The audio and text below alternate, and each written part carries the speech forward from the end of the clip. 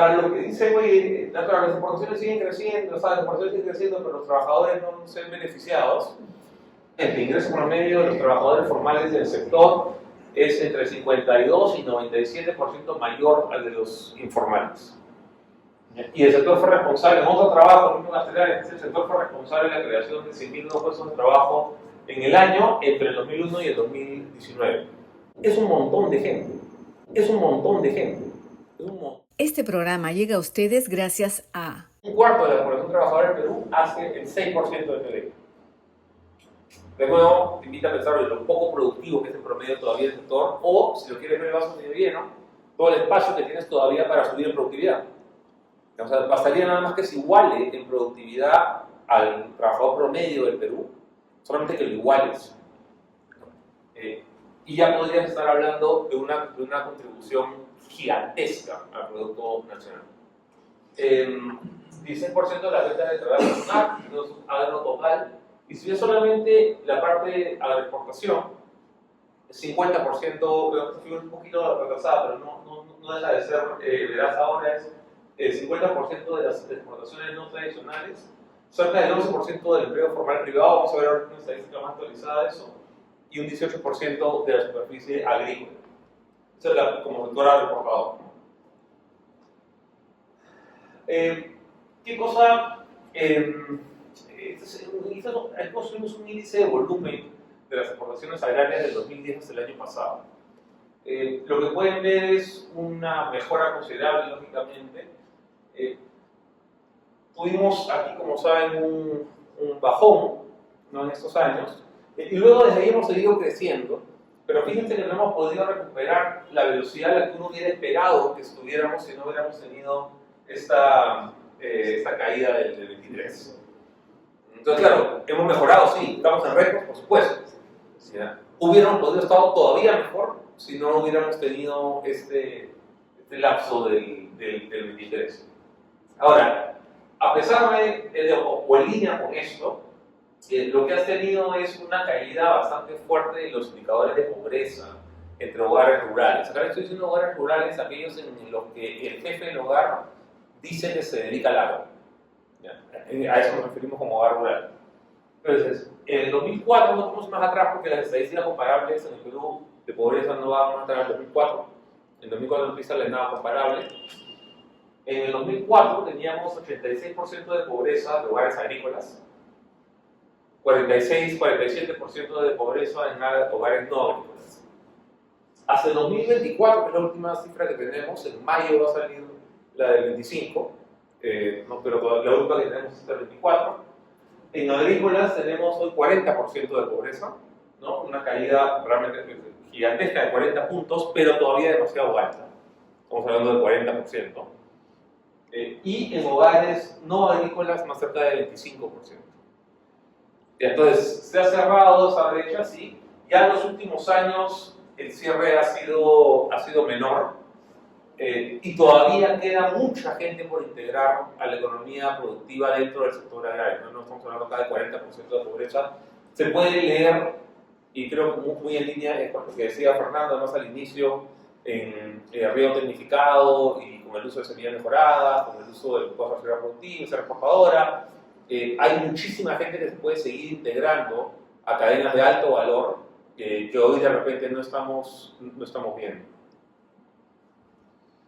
En el Banco Central, Castellares hizo un trabajo bien interesante sobre esto hace un par de años. Y ese es el impacto de la deportación en empleo. Y lo leo rápidamente. El ingreso promedio de los trabajadores formales del sector es entre 52 y 97% mayor al de los informales. Y el sector fue responsable, en otro trabajo, el sector fue responsable de la creación de 100.000 nuevos puestos de trabajo en el año entre el 2001 y el 2019. Es un montón de gente, integrada, que típicamente estaba antes en el sector informal agrícola. Ahora, para lo que dice, oye, las exportaciones siguen creciendo, pero los trabajadores no se ven beneficiados. Este programa llega a ustedes gracias a... Haz que tu maquinaria rinda al máximo con las llantas radiales agrícolas SEAT, diseñadas con tecnología avanzada, ofrecen mayor tracción, mejor distribución del peso y menor compactación del suelo, cuidando tus cultivos mientras optimizan el consumo de combustible. SEAT, potencia, eficiencia y confianza para cada hectárea que trabajas. JCH Llantas, distribuidor oficial de la marca SEAT y su línea agrícola, brinda respaldo, garantía y asesoría especializada. Encuentra los neumáticos agrícolas SEAT en www.jchllantas.com.pe. Creo que este era bien claro. A ver, aquí lo que hemos hecho es, en índice, partiendo del 2009 como base 100, cómo ha crecido la masa salarial informal, la formal y cómo ha crecido las exportaciones. Lo que ves, la masa salarial es P por Q, es cuánto se está desembolsando en pagar a los trabajadores del sector. ¿Ha crecido? Sí, ha crecido. ¿Muchísimo? No. No ha crecido muchísimo. No, la parte informal, si quieres algo más tradicional. Las agroexportaciones no tradicionales, por supuesto, que han explotado. Y en la misma línea que ha subido, en la misma proporción, si quieren, que ha subido las exportaciones no tradicionales, ha subido también la masa salarial formal. Ahora, esto es, acá nadie está inventando la pólvora, esto es lógico. O sea, hay más exportaciones, voy a pagar más a trabajadores, es 1 más 1 es 2. Pero lo que te dice es que no es esa historia que no es cierto de que solamente se exporta más, los trabajadores, no, eso es mentira. ¿Ya? Una buena parte, si quieres, estándar del crecimiento en el sector de la exportación está siendo compartido en una proporción similar con los trabajadores. ¿Ya? Y ha sido beneficiados de una manera proporcional.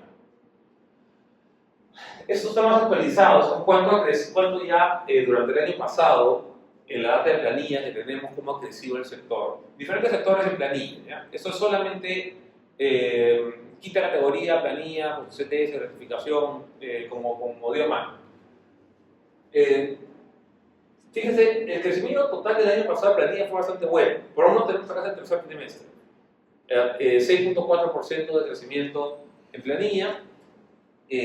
Ahora, como para que nos demos una idea, la población en edad de trabajar crece al 1.2.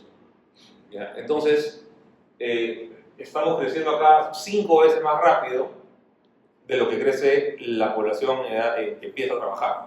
Súper bueno crecimiento de planilla. Ahora, si lo decomponemos por sector, por lejos el que más creció, pero por lejos, proporcionalmente es agro. O sea, agro el año pasado, por lo menos hasta el tercer trimestre, y probablemente cuando tengamos la data cerrada del año incluso mejor, pero 100.000 puestos de trabajo extra en el 25 versus el periodo enero-octubre 25 versus enero-octubre 24, con un crecimiento de 21% en planilla agrícola, gigantesco. En línea con exportaciones récord, tienes también contrataciones récord. No, a nadie le debería sorprender, pero para los que dicen que el agro no colabora, que no, creo que esto responde bien. Hoy he tenido 100.000 familias, en realidad, más que personas, 100.000 familias integradas en la economía formal a partir del buen crecimiento del sector agrícola. Y con sueldos que, como decía Castelar, son bastante mejores que el promedio del agro tradicional. Hacia adelante tenemos que ver cómo evoluciona lo del fenómeno del niño durante el año. No esperamos que se repita lo del 23, pero algún efecto podría tener. Hay que estar atentos a lo que vaya a decir el INPE. Si podríamos lograr la proyección de los 16, Fernando. Ojalá que no. Y fíjate, hasta el tercer trimestre del año pasado, dividido lo que en verdad había parado la olla absolutamente era agroexportación. O sea, la agroexportación era lo que había hecho realmente la diferencia en términos de contribución al crecimiento del sector. Eso es lo que decía antes Fernando también, que habíamos empezado en 300 millones, 400 millones a inicios del siglo, y luego esto había explotado absolutamente en los últimos años. La verdad que este gráfico debería ser para enmarcarlo en todas las dependencias del Estado, cómo puedes realmente tener una revolución en un sector en el que antes mirabas sino más de reojo. Y en productos de exportación, a ver, se ve muy chiquitos aquí, pero antes habías tenido pues, la uva como principal actor todos los años, como principal producto de exportación. Ya desde el año antepasado, arándano lo supera, no lo mencionas, lo ponía también Fernando en su presentación como el primer producto de exportación. Y le empiezan a seguir patas, espárragos, cítricos, mangos, por ahí parece cacao, pero es un efecto más de precio, luego vuelve a caer. Pero lo interesante de esto es que es un sector que se va diversificando, ¿no? Que va encontrando, y ahí voy a llegar hasta el final en uno de los retos que tenemos yendo hacia adelante. Fernando mostraba las exportaciones para temas de riego, eso es algo más o menos similar, son las exportaciones de bienes de capital para la agricultura, y lo que ha tenido a partir del 2010 es una explosión, ¿no? Lo que te permite anticipar que van a sigue habiendo interés por tener nuevos espacios de alta tecnología, de punta en el sector, porque, ¿cómo sabemos eso? Porque los bienes de capital siguen entrando, con las máquinas del sector siguen entrando. ¿A dónde estamos exportando? Esto es la exportación de frutas y hortalizas frescas, que es la mayoría. Norteamérica, uno de los mercados centrales. No, ahí tienes 3.000 millones de dólares de exportación, esto era al 24. Europa, unos 2.000 millones, 2.500 millones de dólares. No, y ahí las otras sí son bastante menores.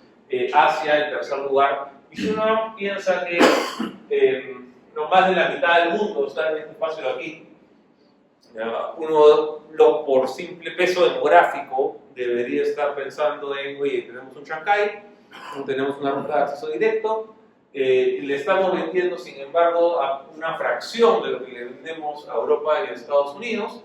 Hay un crecimiento potencial gigantesco acá, ¿ya? Porque simplemente la gente demanda comida, ¿ya? Y tenemos a la más de la mitad del mundo viviendo aquí. Entonces, si nosotros vamos a ser uno de los principales proveedores alimenticios del mundo, vamos a tener que estar mirando más al Asia en los siguientes años. Esas son algunas diapositivas de acá, pero se ve horrible, disculpen. Pero lo que quiero transmitir aquí, y en línea también con lo que mencionaba de Senasa, hay un montón de procesos de nuevos productos que están pujando por abrirse en varios mercados nuevos.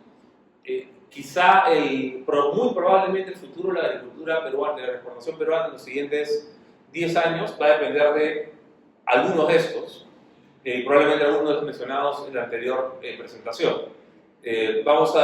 En algún momento llegas a un límite por tema de precios, oferta y demanda, cuando ya empiezas a ser el primer exportador global, ¿no? En el caso de arándanos, cuando ya empiezas a ser de los más pesados en paltas, en uvas, en uva de mesa.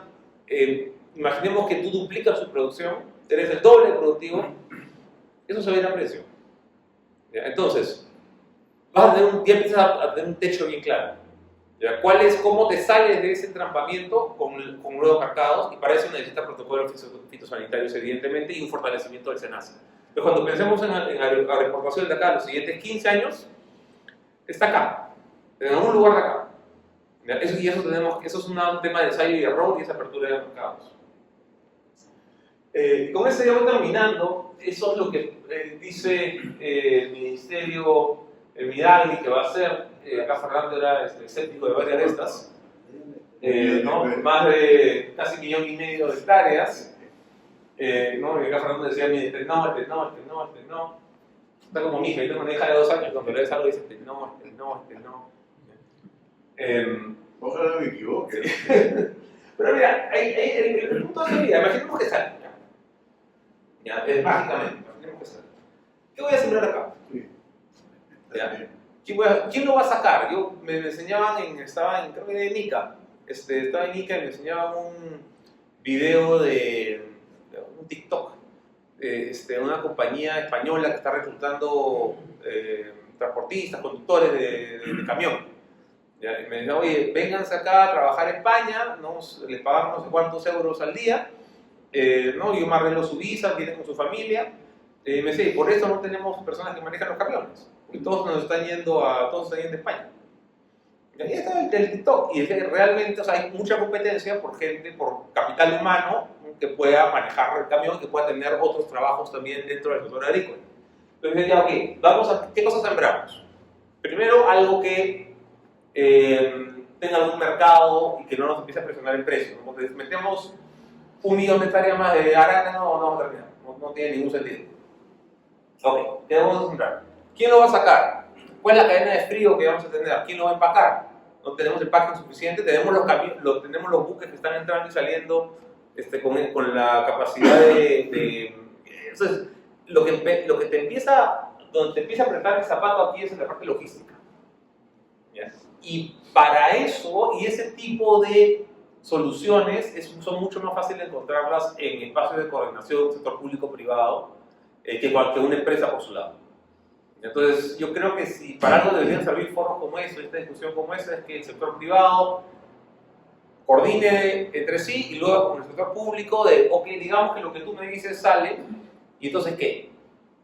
O sea, ¿cómo vamos a sacar estos productos? Tenemos abierto el mercado en el Asia para los ¿cuántos? 12 productos que habías propuesto. ¿En qué mercados? ¿Podemos entrar a China? ¿A China con estos no? ¿A Japón con esos no? Ese es el tipo de conversaciones que deberíamos estar teniendo a largo plazo, más allá de si la ley de promoción agraria me gusta o no me gusta, tipo de discrepancias ahí con algunas cosas. Yo soy el talibán de la parte tributaria. Pero digamos, fuera de eso, lo que realmente importa para el futuro del agro es pensar qué productos voy a sembrar, dónde y cuál es la capacidad logística que puedo tener para sacarlos adelante, cuál es la disponibilidad de agua que voy a tener aquí. Y para todo eso necesito coordinación público-privada.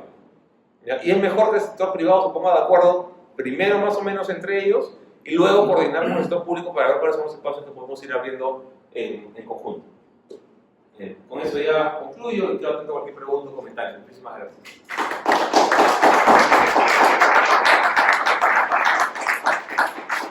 Bueno, muchas gracias. De eso se trataba. Una tertulia, alguna pregunta. Yo soy de la idea, pues digo, primero, ¿dónde consiguen información de planillas? Qué difícil es. O sea, agricultura tiene información, aduanas, MEF, PCR, pero trabajo es una larga. Es información que ha recabado de la SUNAT y la publica el Ministerio de Trabajo. Pero es planilla, o sea, es pura y dura. Porque yo estoy pues, convencido, los que estamos involucrados, nosotros estamos pagando más remuneraciones por mes a los trabajadores, ¿no? El mercado nos obliga, ¿no? Sí, claro. No solo es generosidad. Está muy bien, tiene competencia. Me parece muy bien, pero los detractores dicen que cada vez pagamos menos, ¿no? Y que estamos explotando y es impresionante. Entonces, una conclusión es cómo comunicar estos indicadores sociales. El sector que más empleo generó y mejor empleo generó fue el sector agroexportador. O sea, ¿cómo van a despotricar de un sector que generó más empleo y que mejoró el empleo más que otros sectores? Me parece increíble, ¿no? Pero Lucho Carranza también es un gran observador económico sin saber nada de plantas y animales. Él sí sabe de indicadores y habla muy bien, ¿no? Y él dice, ¿no? Dame 10 años más de esto y se va a la pobreza del Perú, ¿no? Cosas de esas, ¿no? Pero bueno, ¿cómo la ven, Jorge? Un comentario nomás. Bueno, muchas gracias por la presentación. Varios datos importantes.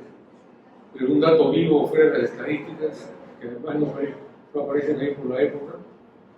Pero allá en el año 86, 87, que empezamos con el espárrago en Ica, el jornal era $1. Eso lo sé yo porque hacía las proyecciones financieras. $1. Y no podíamos entrar a la chacra, porque estaba la gente amontonada para abrazarnos de lo agradecidos que estaban. Porque el Perú es una desgracia, una pobreza, la gente parecía talibán, andaba con la puta vestida.